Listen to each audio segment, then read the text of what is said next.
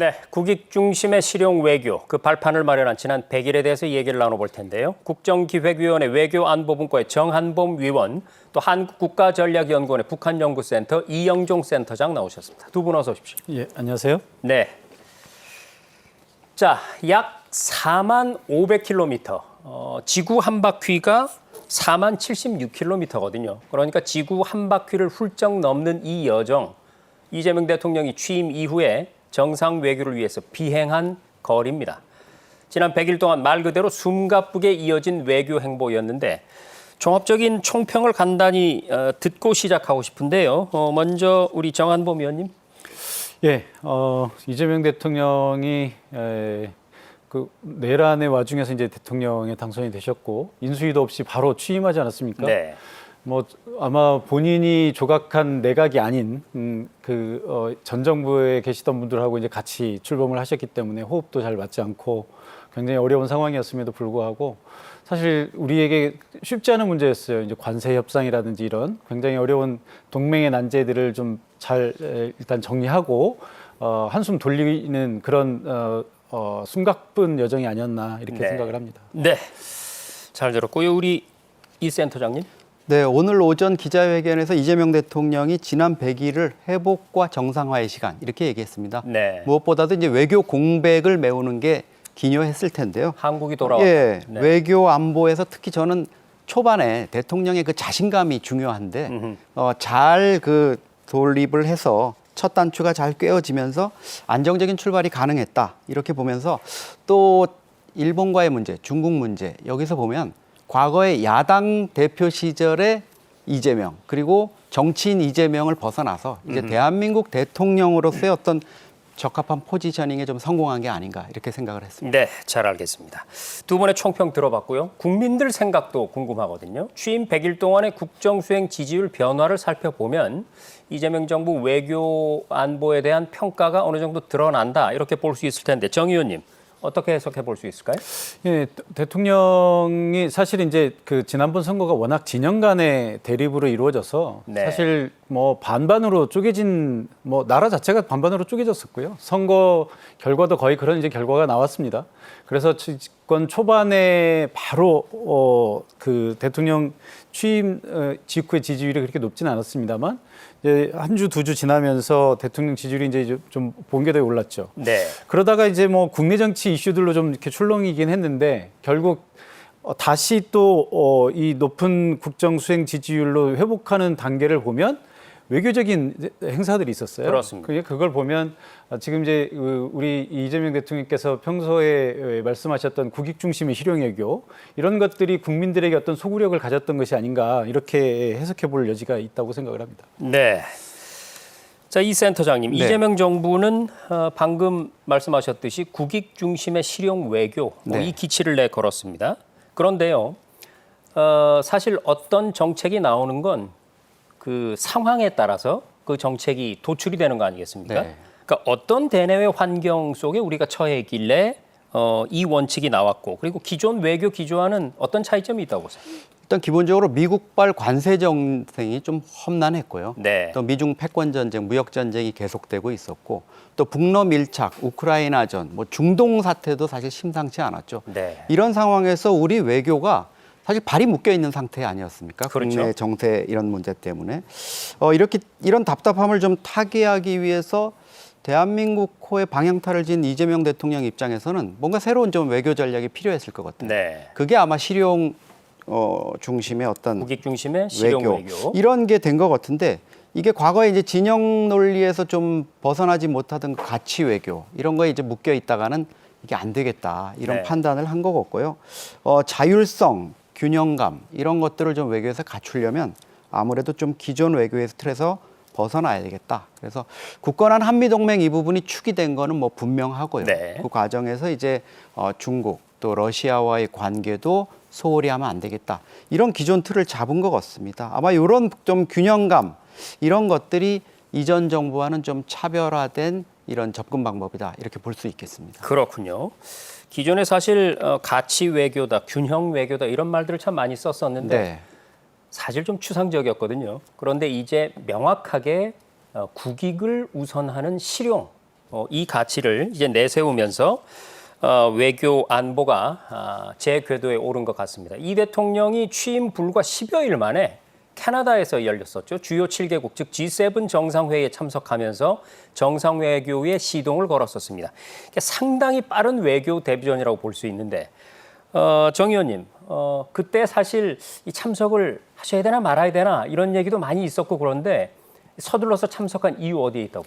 글쎄요, 굉장히 논란이 있었죠. 왜냐하면 앞서 이제 말씀드렸습니다만 지금 이제 이재명 대통령 같은 경우는 이전 대통령이 탄핵으로 유고가 된 상황에서 대통령직을 이제 곧바로 수행해야 되지 않았습니까? 그래서 네. 인수위가 없이 출범했기 때문에 사실 국내 정치적인 문제를 해결하는 것이 사실은 더 시급했다고 봐야 되겠죠. 그러니까 일단 정부를 꾸리는 문제도 완전히 뭐 제대로 진행이 되지 않았었고요. 또 탄핵과 이어진 내란의 이런 국내 정치적인 위기 상황 이런 것들이 수습되지도 않은 상황이었고, 그래서 과연 외유를 하는 것이 맞느냐라는 이제 반론도 나왔었는데, 사실 또 뒤집어서 생각을 해보면 지난 12월 3일 날 있었던 초유의 내란 사태 이후에 사실상 우리가 정부가 사실상 부재한 상황이었어요. 그러니까 외교도 부재했거든요. 그러니까 우리가 뭐 대한민국이 경제적으로나 정치적으로 지금 뭐 문화적으로도 세계 선진국이 되었는데 대한민국이 국제사회에서 사라진 거예요. 한 6개월 이상 사라졌었기 때문에 이 대한민국을 국제사회에 다시 등장시키는 것도 다른 국내 정치적인 사안들 못지않게 중요하다라는 그런 인식이 좀 있었고요. 그래서 빨리 이 대한민국의 정상이 국제 정상 외교 무대에 복귀함으로써 대한민국의 존재를 다시 한번 알리는 것이 중요했다. 이렇게 아마 그 인식을 했던 것 같습니다. 그래서 사실 G7이라고 하는 것이 또 사실은 뭐 일반적인 외교들이 아니라 선진국들의 모임 그렇죠. 아닙니까? 그래서 예. 거기서 트럼프 대통령이라든지 일본 총리라든지 또 서방의 주요 지도자들과 만남으로써 우리의 중요한 문제들을 이제 해결할 수 있는 계기들을 또 마련하고자 했고요. 특히 이제 관세 문제가 사실 그 탄핵 국면 그리고 또 우리 선거 국면에서 여전히 중요한 이슈였음에도 불구하고 국내 리더십의 부재로 인해서 그 문제를 해결하지 못하고 있었습니다. 그래서 네. 빨리 가서 트럼프 대통령을 만나야 된다라고 하는 그런 요구가 좀 컸었던 것이 아닌가 이렇게 생각을 합니다. 네. 정리해 보면 세계를 이끌어가는 선진 7개국 모임에 가서 대한민국이 돌아왔다라는 것을 세계 만방에 알리는 그런 효과. 잘 알겠습니다. 이재명 정부 100일 실용 외교 성과와 과제에 대해서 그럼 이제 본격적으로 이야기를 나눠볼 텐데요. 먼저 한미 관계입니다. 일단 작은 고개 하나를 넘었다 이렇게 표현을 했던 기억이 나요. 앞으로도 뭐 넘어가야 될 고개가 제가 퇴임하는 그 순간까지 수없이 있겠죠. 근데 분명한 거는 저는 어떤 이면 합의도 하지 않는다. 대한민국 국익에 반하는 결정은 절대 하지 않는다. 그리고 합리성과 공정성을 벗어난 어떤 협상도 하지 않는다. 우리가 얻으러 간 게 아닙니다. 미국의 일방적인 관세 증액이죠. 관세 증액에 우리가 어떻게 방어할 거냐, 최대한. 방어를 하러 간 거죠. 그 방어하면 됐지, 뭐 사인을 합니까?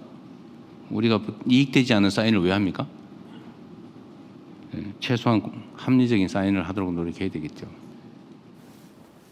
네, 한미 관계에 관한 대통령의 발언 들어봤고요. 한미 관계라고 하면 사실 동맹이라는 말을 빼고는 설명할 수 없을 것 같습니다. 그만큼 한국과 미국은 굳건한 동맹 관계죠. 그런데 이 트럼프 대통령이라는 어떤 변수로 인해서 한미 관계에 대한 우려도 굉장히 많았었습니다. 취임 축하 메시지부터 뜬금없이 중국을 언급하기도 했고요. 그리고 사실 이 센터장님 정상회담 직전까지 또 어떤 음모론 같은 게 또 거론되고 하면서 상당히 우려가 깊지 않았습니까? 맞습니다. 사실 한 3개의 에피소드가 있었다 이렇게 네. 얘기할 수 있겠습니다. 이걸 뭐 위기라고 하기에는 좀 그렇고요. 결과적으로 잘 해결이 되고 설명이 됐으니까. 사실 이재명 대통령이 이제 당선이 됐는데 미국에서 축하 메시지가 나왔는데 거기에 보면 중국의 영향력을 우려한다. 이런 좀 네. 이상한 대목이 있었죠. 또 하나는 이제 캐나다 G7 정상회담의 한미 정상회담 이 부분이 좀 논의가 될 걸로 생각을 했는데 급거 트럼프 대통령이 귀국하면서 그렇죠. 불발됐다. 언제 또 만나냐. 워싱턴에서 결국 정상회담을 하게 됐는데 또 트럼프 대통령이 한국에서 뭐 숙청이나 혁명이 일어나는 것 아니냐. 네. 이런 좀 아찔한 순간들이 있었습니다. 그런데 결국은 좀 우리 측에서 또 이재명 대통령도 그렇고 트럼프 대통령이나 백악관 관리들에게 좀 진솔한 이런 설명을 하면서 그런 오해가 다 불식됐다고 이렇게 생각할 수 있습니다. 제가 인상 깊게 본 거는 8월 25일 정상회담 당일 오후에 네. 미 전략국제연구소에서 이재명 대통령이 이제 연설을 연설을. 하시면서 어떤 그 한미 우려를 말끔히 씻어낼 수 있는 결정타를 날린 것 같아요. 안미 경중에서 이제 한국이 네. 계속 머물기는 어렵겠다. 그렇죠. 한미 동맹이 실용 외교의 근간이겠다. 이 부분이 저는 뭐 상당 부분 미국조의 우려를 씻어내는 이런 결과를 낳았다 이렇게 생각합니다. 네.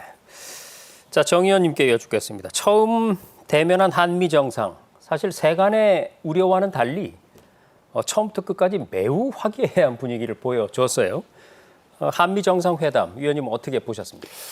예, 우리 이 대통령께서도 말씀하셨지만 사실 이번 회담은 처음부터 미국의 공격을 어떻게 우리가 잘 방어해내느냐라는 네. 데 초점이 맞춰져 있었거든요.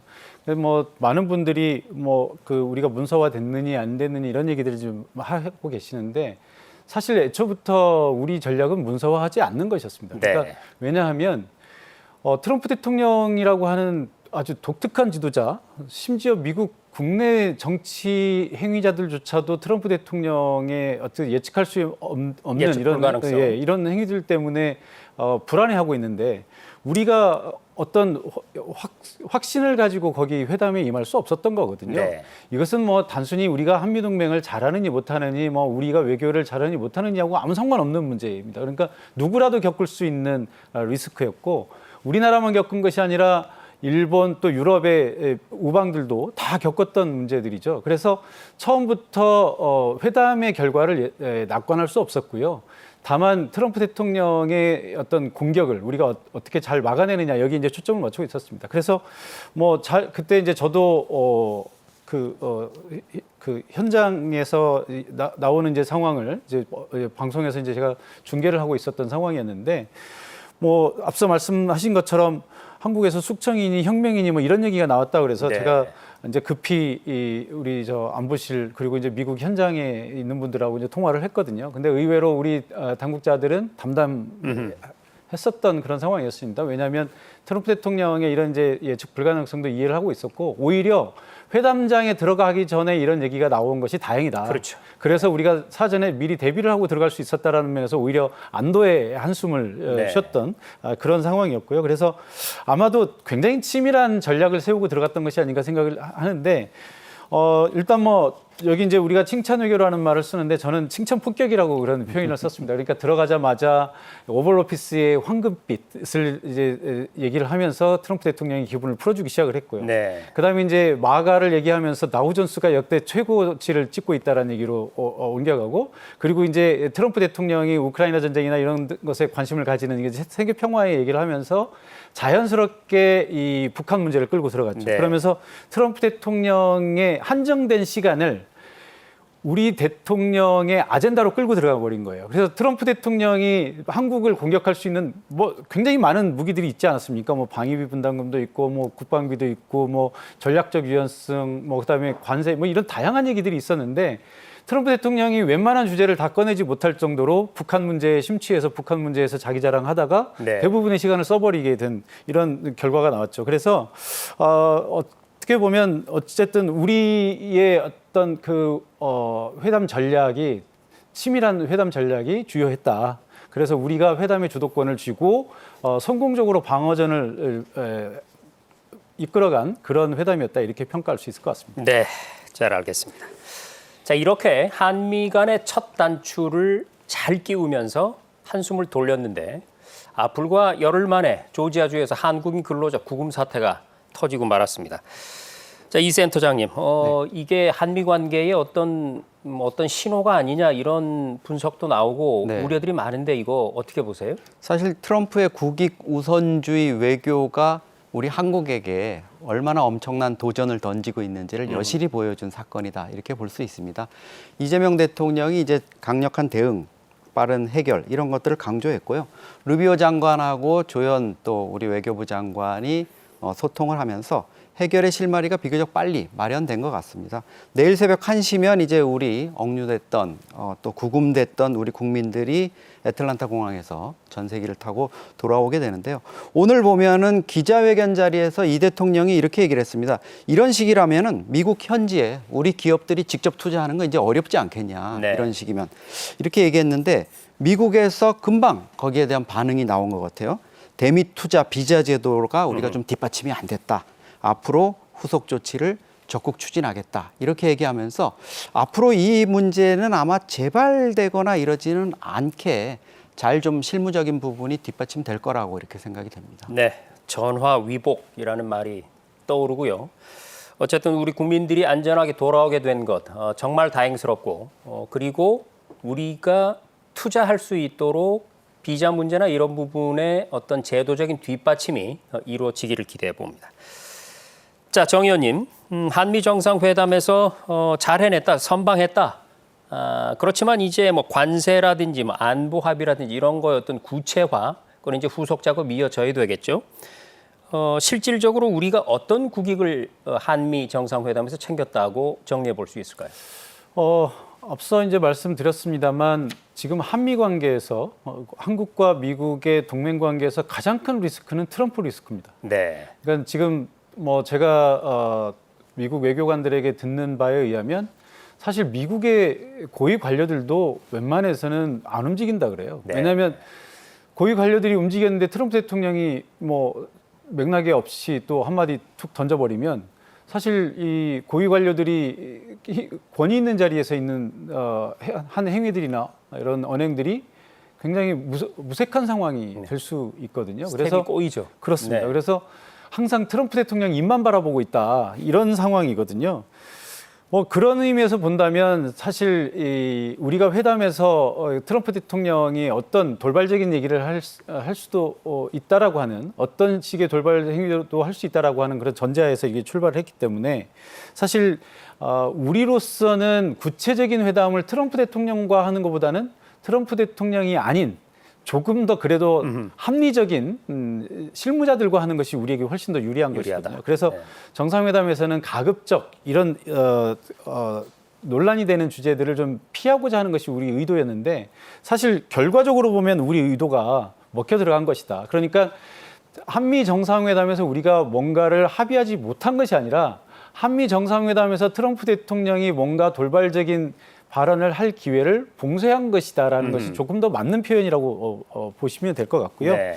그래서 지금 뭐 앞서 말씀하신 것처럼 이제 뭐 방위비 문제라든지 아니면 주한미군의 어떤 전략적 유연성이라든지 이런 문제들이 정상회담에서 얘기가 되지는 않았지만 실무선에서는 지금 어느 정도 뭐 얘기가 오고 간 것들이 있고요. 그래서 크게 지금 우리한테 아주 불리한 방향으로 흘러가고는 있지 않다. 그러나 네. 이제 향후에 또 계속해서 이런 얘기들이 나올 것이기 때문에 우리가 항상 대비는 하고 있어야 된다. 이렇게 보시면 될 것 같습니다. 네, 잘 알겠습니다. 자, 한미 관계 다뤄봤고요. 이제 시선을 일본 쪽으로 돌려보겠습니다. 17년 만에 새로운 국면이 열린 한일 관계입니다. 뭐 오시기 어려우면 제가 먼저 가고 이웃하고 친하게 지내듯이 좀 미리 뭐 엄격하게 막 따지지 말자. 그래서 제가 먼저 갔죠. 뭐 미국 가기 전에 뭐 그것도 뭐 대미 협상에 있어서 조금 뭐 필요한 측면도 있고 우리한테. 그래서 마음 터고 얘기합시다. 그랬더니 많이 좋아졌어요, 사실은 예상보다. 특히 저는 경제적 분야에서 전 세계 경제 질서가 근본적으로 재편되는 상황이 있기 때문에 한일 간의 경제 분야에 대한 새로운 협력 틀이 반드시 필요하다. 일본에게도 필요하고 대한민국에게도 필요하고 어쩌면 조금 더 넓게 보면 동북아시아 안정에도 필요하다. 그래서 그게 가능하게 만들려면 그 당장 그 얘기만 해서 될 일은 아니고 협력 가능한 부분에 대해서 서로 여지를 두고 대화하고 또 좀 더 넓은 마음으로 가슴을 열고 서로 접근해야 되겠다. 네, 한일 관계에 관한 이재명 대통령의 발언 들어봤고요.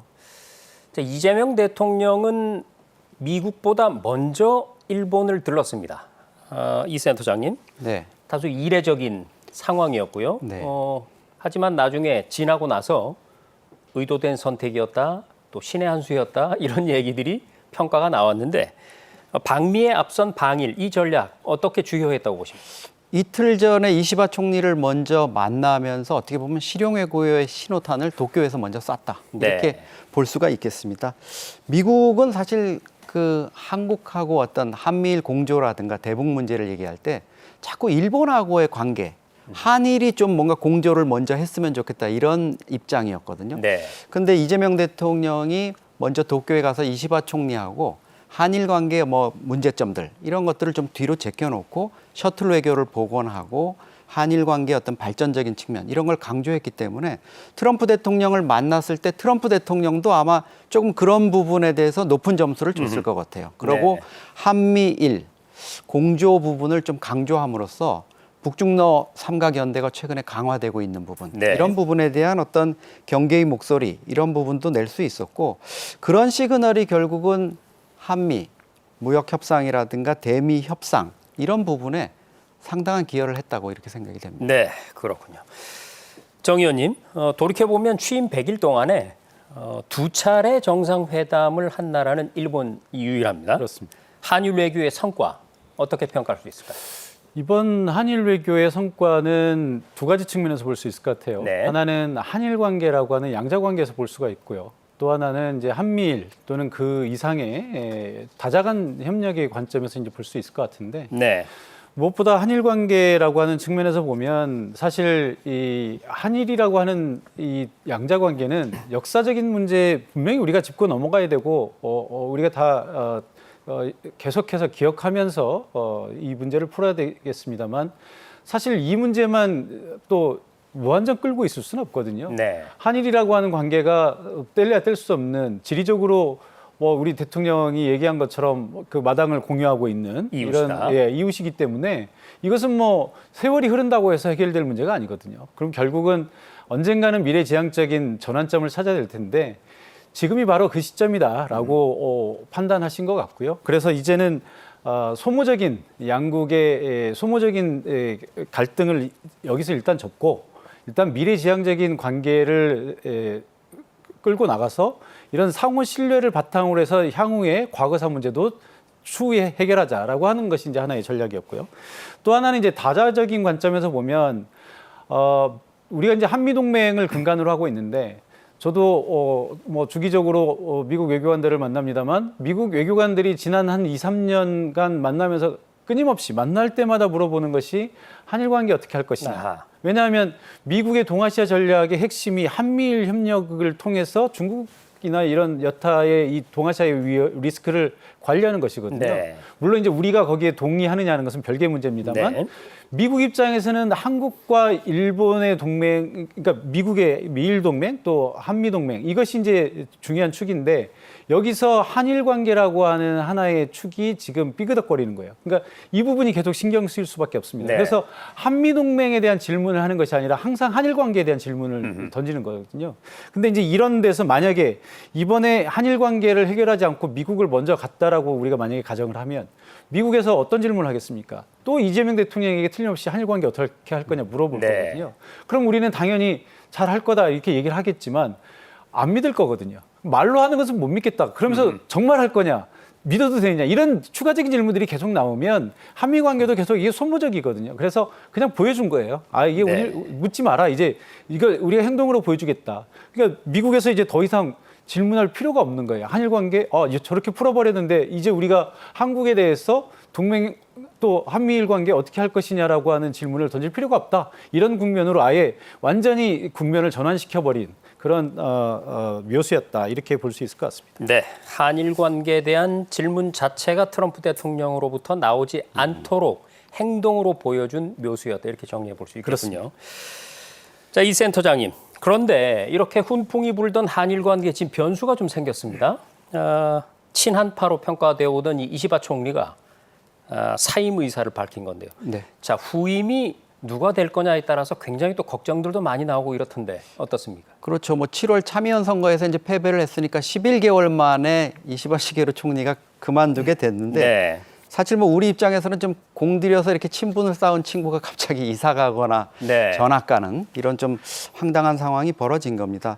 이시바 총리는 사실 말씀하신 대로 상당히 온건파, 비둘기파, 대한 비둘기파인데요. 한국이 납득할 때까지 끝까지 사죄해야 된다. 뭐 위안부 문제에 대해서 이렇게 밝혔거든요. 근데 지금 후임으로 거론되는 사람들이 만만치 않습니다. 그러니까요. 다카이치 사나이 전 경제안보상 64살 난 분인데요. 2022년에 이렇게 얘기했더라고요. 야스쿠니 문제를 우리가 어중간하게 하니까 한국 상대가 기어오른다. 네. 이런 뭐 격한 표현까지 했고 사실 그 또 만만한 그 상대인 고이즈미 신치로 농림수산상도 그런 좀 뭐 야스쿠니 신사를 참배한다든가 이런 성향들을 보이고 있는데 이 사람들이 공교롭게도 니케이 여론조사에서 23%, 22%. 네. 뭐 막상 막할해서 누가 될지 지금 알 수 없는 이런 상황이거든요. 오늘 이재명 대통령도 기자간담회에서 두 사람이 비슷하다, 지금 뭔가 비슷하다 그러면서 불투명한 부분을 좀 얘기를 했고 그러면서도 이제 협력할 거는 협력하고 또 따지고 규명할 것은 규명해 나가겠다 이렇게 해서 한일 관계를 뭐 어떤 정권 어떤 총리가 들어서든 좀 담담하게 풀어 나가겠다 이런 네. 뜻은 분명히 하고 있습니다. 예. 잘 알겠습니다. 한일 관계 다뤄봤고요. 다음은 중국과의 관계입니다. 미중 경쟁 속에서 우리 외교는 어떤 균형점을 찾아가고 있을까요? 친중 아니냐. 외교에서 친중, 현중이 어디 있습니까? 대한민국 국익에 도움이 되면 가깝게 지내는 것입니다. 국익에 도움이 안 되면 멀리하는 것입니다. 가까우냐 뭐냐도 외교적 수단 중에 하나 아닙니까? 그래서 저는 참편 일률적이지 않으면 좋겠다. 그래서 한미일 안보 경제 협력이 당연히 중요합니다. 그렇다고 해서 중국과 절연할 거냐? 절연하고 살 수 있습니까? 그걸 또 그러면 절연 안 하는 걸 친중이다 라고 한다면 그런 의미의 친중이라면 해야죠.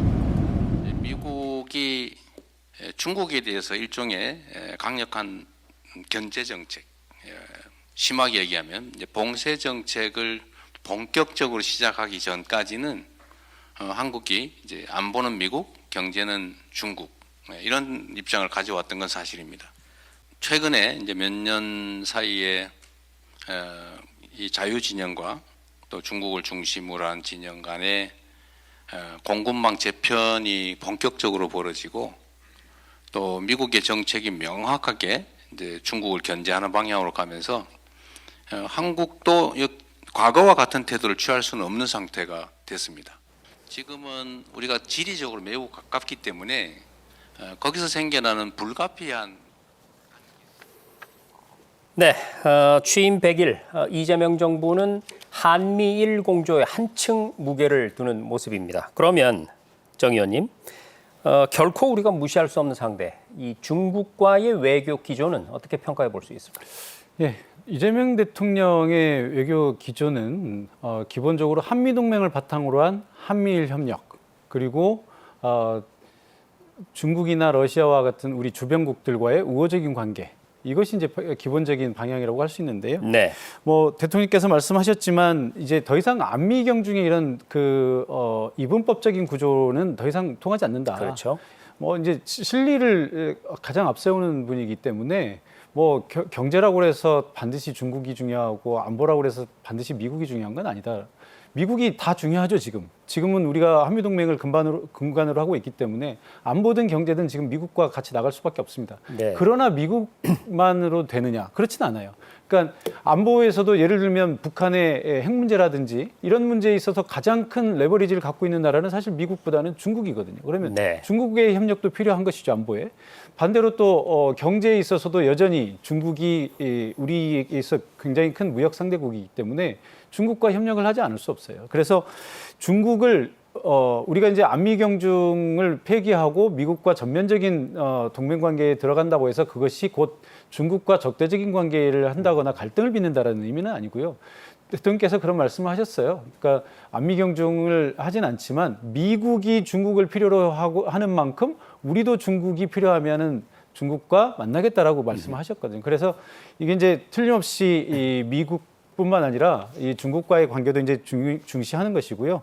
그래서 아마도 이번에 이제 에이펙에 시 주석이 오게 되면 한중 관계가 좀 해빙 무드로 들어가지 않을까 이렇게 네. 생각을 하고, 특히 제가 보는 관점에서 보는 바로 이제 한일 간의 관계 개선이 이 한미일 간의 협력이라고 하는 측면도 있지만 또 중국과의 관계 개선에서도 굉장히 중요한 요소다. 왜냐하면 한일 간의 이 셔틀 외교를 만약에 우리가 다시 복원하게 되면 여기에 중국을 끼울 수 있거든요. 아하. 그래서 한중일 협력을 하게 되면 사실 우리가 한중 관계 이런 양자 관계 회복을 하는 것보다 일본과 같이 가면 역시 뭐 외부로서의 어떤 의심의 눈초리나 이런 것들도 불식시킬 수 있을 뿐만 아니라 중국으로부터도 훨씬 더 큰 레버리지를 우리가 얻을 수 있다라고 하는 장점이 있습니다. 그래서 아마도 지금 이 일본과의 관계 개선 그리고 동맹의 어떤 확인, 그 다음에 이제 중국으로 다음 단계를 넓혀가는 이런 외교적인 확장이 있지 않을까 이렇게 생각을 합니다. 네, 잘 알겠습니다. 이 센터장님, 네. 잠시 으르렁거림을 멈춘 듯한 모습이긴 하지만 미중 간의 패권 경쟁, 그야말로 전 세계를 들썩거리게 만들고 있지 않습니까? 이런 상황에서 이재명 정부, 중국과의 관계를 앞으로 어떤 방향으로 이끌어 나가야 될까요? 기본적으로 미국과의 관계를 훼손하지 않는 범위 내에서 한중 관계를 어느 정도 수준에서 발전시키고 회복하고 관리해 나갈 거냐, 이 부분이 이제 거의 핵심적인 사안이 될 수 있습니다. 네. 사실 한중 관계는 전략적 협력 동반자 관계로 가자, 이런 목표가 이미 설정돼 있고요. 네. 하지만 이제 그 정한범 위원님께서 조금 전에 중요한 지적을 해주셨는데 3일 날 중국 베이징 전승절에서 북중러가 이렇게 나란히 선 모습을 보면 사실 북한에 대한 영향력, 대북 영향력은 시진핑 주석, 중국의 영향력이 절대적입니다. 네. 그럼 우리가 앞으로 북핵 외교라든가 남북 관계를 관리하는 데 있어서 중국의 도움이 또 절실한 것도 그렇죠. 현실이거든요. 그래서 10월 말에 경주에서 열리는 에이펙 정상회의에 시진핑 주석이 이제 오게 될 겁니다. 네. 왜냐하면 중국이 내년 에이펙의 주최국이기 때문에 네. 당연히 이제 와야 되는 이런 상황이기 때문에 이거를 좀 잘 활용해서 한중 관계의 발전 좀 긍정적으로 이렇게 갈 수 있게 이끌어야 되겠다. 시진핑 주석 11년 동안 지금 한국에 오지 않고 있거든요. 네. 한중 관계의 어떤 중요성 이런 거 보면 이것도 좀 기형적인 이런 모습이기 때문에 이거를 좀 빨리 정상적으로 복원할 수 있는 부분들, 이런 것들이 있어야 되고요. 그동안 이제 주중 대사가 우리가 공석이었는데 오늘 마침 뭐 내정 소식이 들리고 이래서 이 부분도 이제 실용 외교의 대중 실용 외교 이런 부분이 좀 속도가 낼 것 같습니다. 네, 잘 알겠습니다. 두 분 전문가분께서 공통적으로 말씀하시는 것이 바로 에이펙 정상회의네요. 대중관계의 분수령이 될 것 같습니다. 반드시 우리가 에이펙 정상회의를 성공적인 정상회의로 이끌어야 하는 또 하나의 이유인 것 같습니다. 다음은 남북관계와 동아시아 정세로 시선을 좀 옮겨보겠습니다. 그들이 어떤 태도를 취하든 간에 그들이 웃지 않으면 그럼 우리도 화낸 표정으로 계속하면 우리가 손해니까요.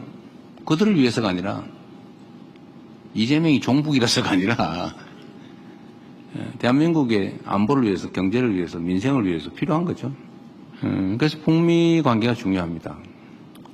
근데 북미 관계가 개선되는 것은 그럼 남북 관계와는 무관하냐? 그렇지 않죠. 저는 언제나 실용주의적인 입장을 취하고 있기 때문에 진짜 실용주의적인 사람이죠. 이념과 가치, 또 저 개인의 신념 이런 것보다는 국민들의 삶과 나라의 이 국익이 더 중요하다. 또 현실적이어야 된다라고 생각하니까 어떻게 하면 한반도 평화와 안정에 도움이 되느냐를 끊임없이 생각하죠. 크게. 그러면 북미 관계가 개선되고 북미 대화가 열리는 게 한반도 평화와 안정에 도움된다. 그걸 우리가 주도를 하거나 아니면 우리가 우리의 바운더리 안에서 이루어져야 된다고 고집할 필요가 저는 없다고 생각하죠. 가장 직접적 이해관계가 있는 당사자인데 가장 냉담하고 적대적이에요. 네, 가장 슬픈 현실이죠. 특별한 진척은 없지만 노력은 끊임없이 하고 있다. 네, 이재명 대통령은 취임사에서부터 북한과의 소통 창구를 열고 대화 협력을 통해서 한반도 평화를 구축하겠다 이런 뜻을 명확하게 밝힌 바가 있습니다. 자, 정 의원님, 취임 100일 동안 드러난 대북 정책의 방향 그리고 그에 대한 북한의 이 반응 어땠습니까? 우리 뭐 아시겠지만 우리 이 대통령이 취임하시기 직전의 상황을 생각을 하면 네, 양국의 양측 간에 어떤 그 확성기 이 테러들이 서로들 있었죠. 네. 그리고 이제 북한에서 넘어오는 오물풍선 이런 것들이 이제 우리 이 남북 관계 갈등의 핵심적인 요소였는데 사실 이재명 대통령이 그냥 뭐 취임하자마자 바로 이 확성기를 철거해 버리니까 북한도 거기에 이제 호응해서 바로 똑같은 조치들을 하지 않았습니까? 그리고 네. 더 이상 오물풍선이 오지도 않고요. 이런 걸 보면 북한이 우리가 하고 있는 이런 호의적인 조치들에 대해서 내심 반기고 그 화답을 하는 것은 맞는 것 같습니다. 네. 다만 이제 지금 북한이 처하고 있는 현실에서 보면 북한의 이제 뭐 유일한 그리고 최종적인 목표는 김정은 체제의 안정이거든요. 네. 근데 이것을 보장받기 위해서 김정은이 여러 가지 노력들을 했습니다만 잘 되지 않았고요. 그래서 이제 지금 현재 김정은이 취하고 있는 유일한 방안이 뭐냐면 바로 이제 핵무력 국가가 되는 것입니다. 그러니까 핵을 통해서 체제 보장을 받겠다는 것이고요. 이제 이것이 실행되기 위한 하나의 수단으로서 이제 적대적 이국가론을 지금 들고 나와 있는 상황입니다. 네. 그런데 뭐 잘 아시겠습니다만 북한에서 이 통일이라고 하는 것은 사실 김정은이 지금 체제의 어떤 근간으로 삼고 있는 백두혈통. 백두혈통이 누굽니까? 본인의 아버지고 할아버지 아닙니까? 아버지가 계속해서 내세웠던 통일, 이 통일의 이 과업을 이제 완전히 지워버리고 적대적 이익관론이라고 하는 것을 들고 나왔단 말이죠. 그러면 현재 이런 상황에서 북한 주민들을 설득하고 또 외교 전략에 엄청난 큰 변화를 가져왔는데 이걸 하루아침에 바꿀 수는 없잖아요. 네. 그러니까 북한이 이것을 바꿀 수 있는 명분을 줘야 되는데 그런 명분이 아직은 크게 없기 때문에 이게 이제 외교 전략이라고 하는 측면에서는 아직은 호응을 하지 않고 있다. 그러나 북한이 나올 수 있을 만큼의 충분한 명분을 우리가 이제 줘야 되겠죠. 그것이 우리 남한이 주든 아니면 미국이 주든 어떤 그런 계기가 있어야 될 거라고 봅니다. 네. 자, 이런 상황에서 동아시아 정세가 한층 더 복잡해지는 느낌입니다. 지난 3일이었죠. 중국의 전승절 열병식에서 북중러 정상이 나란히 선 장면이 연출이 된 건데요. 자, 이 센터장님, 네. 이 북중러가 밀착했습니다. 과거에 김일성이 4번째에 섰는데 이번에는 김정은이 바로 옆에 섰어요. 맞습니다. 동아시아 정세에 어떤 영향을 미치게 될까요? 북한 김정은이 지난해 우크라이나 전쟁을 지원한다는 명분으로 러시아에 이제 대규모 병력을 파견하면서 북러 밀착이 본격화됐습니다. 네. 그래서 북중 관계, 전통적인 북중 관계를 좀 소홀히 하는 거 아니냐 이런 우려가 있었는데요. 이번에 아마 김정은은 중국 전승절 초청을 자기가 북중 관계를 복원하는 절호의 찬스로 삼은 것 같습니다. 네. 북중러가 나란히 서가지고 그 한미일에 맞서는 어떤 연대를 과시한 거는 맞습니다. 제가 보기에는 아마 8월 25일 이재명 대통령과 트럼프 대통령의 한미 정상회담에 김정은이 저는 자극받은 바 크다고 봅니다. 네. 특히 일본을 거쳐서 가서 한미일 공조가 이루어지는 상황에서 김정은이 아마 막판에 내가 저 시진핑을 또 푸틴을 만나러 가야 되겠다 이런 생각을 하면서 이제 북중러 연대가 완성이 됐는데요. 북한 입장에서는 아마 이 중국과 러시아를 좀 뒷배 삼아서 핵을 인정받고 적어도 묵인 상태에서 뭔가 자기가 그 다음 생존 전략을 꾀하려는 것 같은데 아직 우리 입장에서 보면 북중러 연대의 그 틈바구니가 좀 있는 것 같습니다. 베이징에서 북중러 3자 정상회담이 열리지는 않았고요. 북러 회담을 통해 가지고 이제 양자 회담에 이렇게 머무는 모습을 보였기 때문에 우리가 좀 그 틈을 파고들어서 한미일 공조라든가 이런 부분으로 접근할 수 있는 부분이 있다 이렇게 볼 수가 있습니다. 특히 트럼프 대통령 입장에서는 러시아하고 북한이 모두 자기가 회담을 통해서 이렇게 좀 끌어들이려고 하는 관계를 좀 어떻게 밀접히 해보려는 이런 그 상황이기 때문에 중국의 시진핑 주석이 계속 푸틴과 김정은을 이렇게 끌어당기기 쉽지 않은 부분이 있거든요. 그 틈바구니에서 우리가 중국 또 러시아의 대북 영향력 이런 부분을 좀 겨냥해 볼 수도 있고요. 특히 러시아 같은 경우에도 우크라이나 전쟁 종전 이후에 또 전후 복구라든가 이런 부분에서 우리 기업의 어떤 진출 이런 걸 러시아 측이 원하고 있거든요. 네. 또 한러 관계에 대한 러시아 측의 또 기본적인 수요도 있기 때문에 저는 그렇게 절망하거나 뭐 벽에 꽉 막힌 상태 이렇게는 보지 않습니다. 네, 잘 알겠습니다.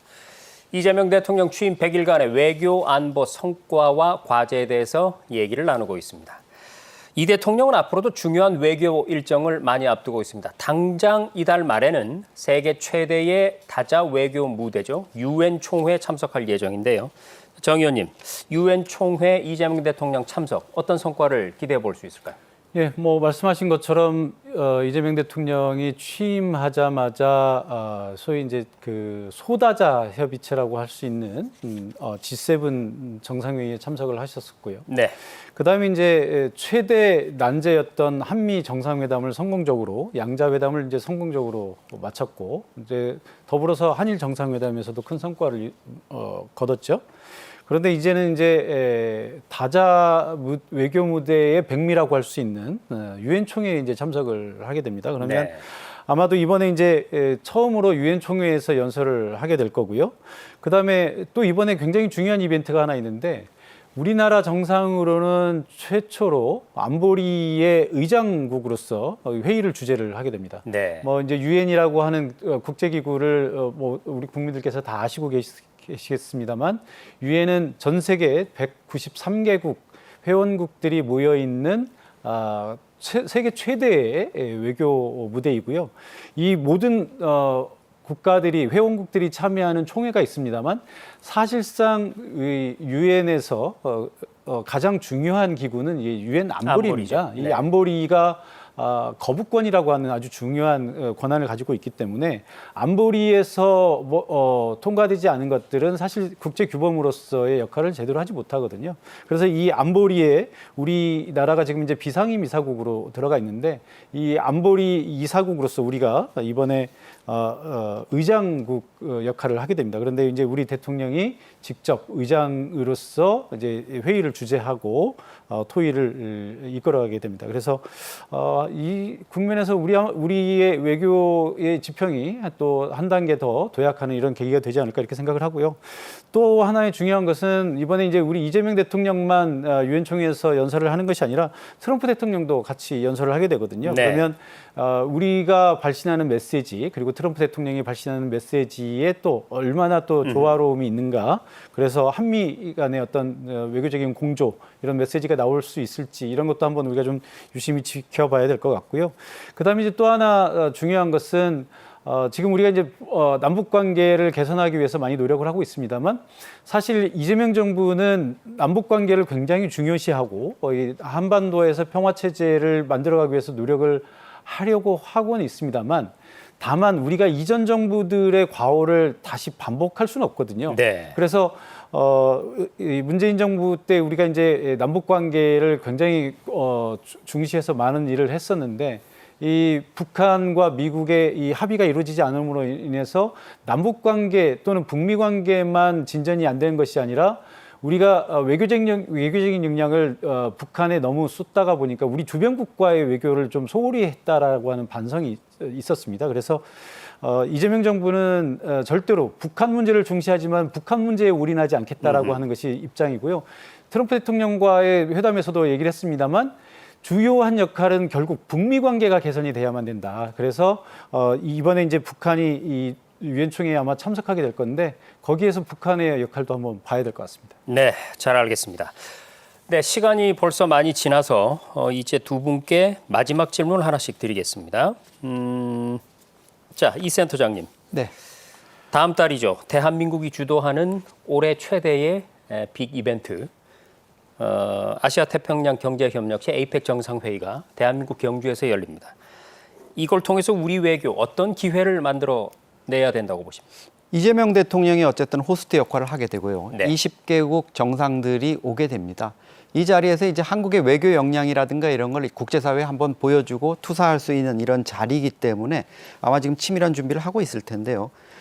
특히 시진핑 주석의 참여가 확실시되고 있고 트럼프 대통령도 아마도 오지 않을까. 아직 회신은 없습니다만 네. 그런 상황입니다. 그래서 한미 한중 정상회담을 통해 가지고 우리가 북핵 문제라든가 이런 부분을 좀 논의할 수 있는 자리가 있고요.